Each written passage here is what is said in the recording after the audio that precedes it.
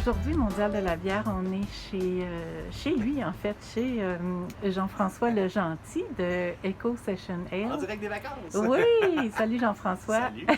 Merci de m'accueillir chez toi. Ça fait plaisir! Alors, c'est ça, tu es un de nos précieux collaborateurs pour le Mondial virtuel. Là, aujourd'hui, on joue à l'inverse. C'est l'intervieweur qui se fait interviewer. J'avais tellement de questions, en fait, genre, je suis pas habitué. OK, mais vas-y, je me prête au jeu. Oui, j'aimerais ça que tu dises, parce que il me semble que le début de Eco Session Ale, c'est deux gars qui prennent une bière puis qui se disent, mon Dieu, on en prendrait donc bien une autre, mais on veut pas que ce soit trop fort en alcool, fait que pourquoi qu'on n'en fait pas nous-mêmes? Ça ressemble un peu à ça, hein? Ben, Eco Session Ale, c'est parti en 2018. En fait, l'idée est partie en 2017-2018, je devrais dire, puis on a réellement commencé nos opérations en 2019. Mais à ce moment-là, il faut se remettre un peu en contexte. Les bières sans alcool, ça vient à peine de commencer. C'est le Bockel qui le fait, oui. mais c'est les seuls. Oui. Donc, il n'y a personne d'autre. Tout le monde est un peu comme « wow, OK, on est encore dans le débat. C'est-tu bon ou c'est-tu pas bon? » Oui. C'était un peu à ce moment-là, on était encore là. C'est drôle, on parle il y a 4 ans, mais c'est comme si c'était un monde complètement... Ça a explosé.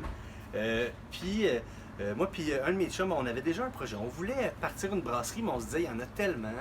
Qu'est-ce qu'on peut faire pour se démarquer? Qu'est-ce qu'on peut faire pour sortir du lot ou en tout cas offrir une promesse claire? Parce qu'on se rendait compte aussi que malgré que, tu sais, moi, tu le sais, je suis un tripeux de bière, j'aime toutes les bières, mais des fois, moi-même qui est dans le milieu, je peux me retrouver mêlé un peu, tellement qu'il y en a, tellement que les brasseries font des choses, s'identifient mal, ou tu sais pas pourquoi ils font quoi, puis qu'est-ce qu'ils font. Donc là, on se dit, qu'est-ce qu'on peut faire? Puis là, on buvait une bière dans le bar, tu sais.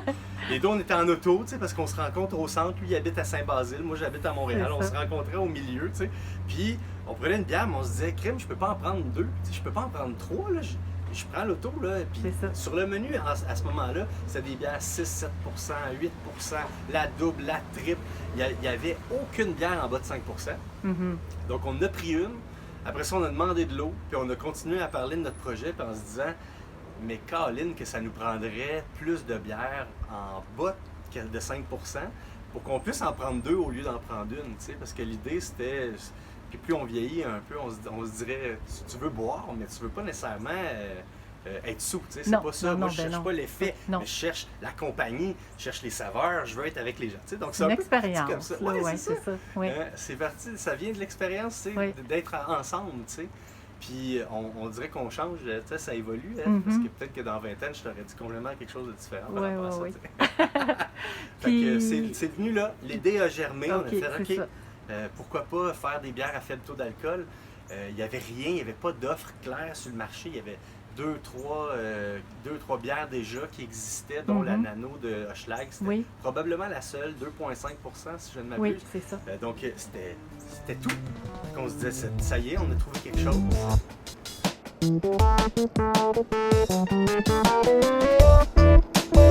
Alors Jean-François, on continue avec ta bière sour framboise, litchi, vanille. Oui, absolument. Fait que, rapidement, nous autres, on voulait faire une sour. Donc, on n'en avait pas encore. Puis les sour, originalement, elles sont faibles en alcool.